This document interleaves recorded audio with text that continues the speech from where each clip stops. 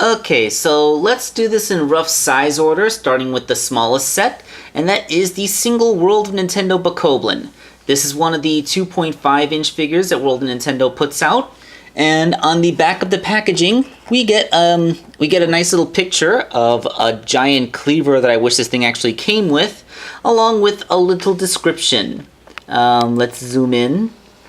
You can pause the video if you want to read that. Although I find it interesting that they say that the Bokoblins are bat-like. I always thought of them more pig-like, but I guess that's what the Moblins are. I'm supposing, I guess if you look at just the head, then yeah, between the big ears and the shape of the nose, you could say that that's bat-like. But when people think of bats, isn't the primary things they think of, wings? Wings that this thing clearly does not have. Yeah, hardly bat-like if you don't have wings.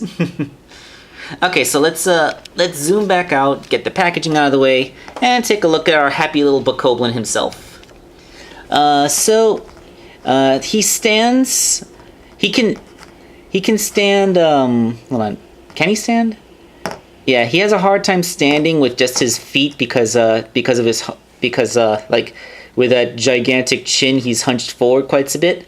But thankfully, because of the proportions of his super long arms, you can have them hop on the ground, so he can still be standing upright and literally holding himself up. So everything's fine. He does have articulation, swivel cuts in the shoulders. Although I think, if you lift his arms, all of a sudden he becomes top heavy. Although his head can also rotate, but because of the attachment of his neck being sideways, when you turn his head, he also cocks it, so he can't really so much look to his side as he can just kind of quizzically cock his head. Yeah, but, some basic articulation, just you can put his arms up so you can, pretend he's punching things, even if you can't really display him that way. You're really only going to get one display stance out of this guy, unless you, oh, look, there it goes. One hand slightly raised, still standing. Okay. So, yeah, you're only going to get a couple basic poses, and anything that doesn't have both hands on the ground is going to be relatively tenuous, but, it's still a pretty good-looking figure. Let's get a nice zoom in. Since the figure is so small and has a small parts count, they actually did give us quite a good paint job with nicely tampographed eyes behind the nose. I like how his nostrils are little A's. That's kind of hilarious. He has blotches painted on his skin. The bandana is picked out.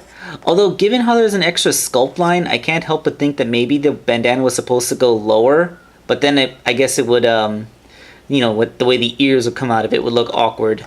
That's obviously a seam line where they attach the top of the head to the bottom of the head. They could have blended that away a little better, I think. I mean, even I do a better job of blending away seams when I make my customs. He has a little pirate shirt with a skull face belt buckle. It's all one solid piece. It's not like the shirt is a separate sculpt. Although it does look like it is, because there's an almost under. Oh, and I almost forgot to mention he has a ball jointed tail too. So you can do that. I wonder if look at that. I guess if you tilted his tail in such a way that it can act as a tripod, then you can still have him standing with both of his arms up. He's looking up at something in the sky, I don't know, that's all well and good. So yeah, it's a nice little thing. It's not overly complicated. Let's get in comparison to some other World of Nintendo toys. Let's start with something from the same size class, the Deku Scrub Link. He is actually taller than Deku Scrub Link, which is, that makes perfect sense because Deku Scrubs are so tiny. And, of course, we can't end this without having actual Toon Link in the shop because, they're from the same game series. And,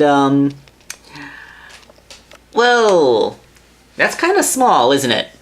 Yeah, I in the video game, Bokoblins were significantly bigger than this. I don't know if they were exactly tall, but I do know that they were more than shoulder high to Link himself, who I believe in Wind Waker was supposed to be one of the 12-year-old versions.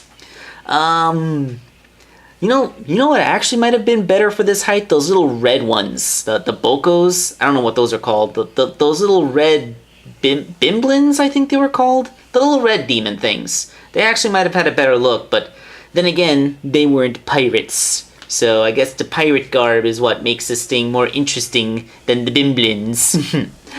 Okay, so I mean, even though Toys R Us is gone, you can still find these guys pretty much anywhere. They sell them wherever World of Nintendo merchandise is carried, so Targets, Kmart's, the Nintendo Store, Walmart, whatever. You can still find these things.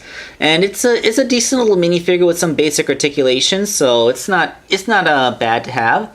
Especially if you want to put it next to other 2.5-inch World of Nintendo figures. Alright, so that was the Bokoblin. Let's move on to a slightly larger figure for next time.